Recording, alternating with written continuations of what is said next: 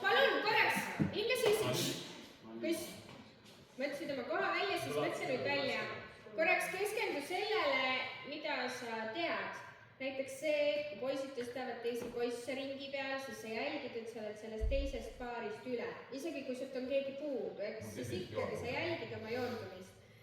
Sa mõtled ette, eks sa ajad oma kääne sirgu Ainer, kus on küünarnukk. Ma ei taha sulle tantsu sees seda öelda. See küünarnukk vaatab alla, sinu oma ka, eks. Ma mõtlesin praegu sinu, aga tegelikult neid on rohkem, eks kõigi jaoks see poolpüst või tähendab poolsüldvõte, kus on küünarnukk all.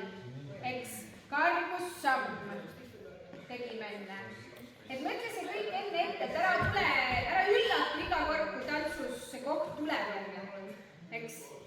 Et rakendame seda, mis sa enne tead. Kõigepealt mõtle läbi, mis tants see on, kuhu sa tuled, mis sa teed.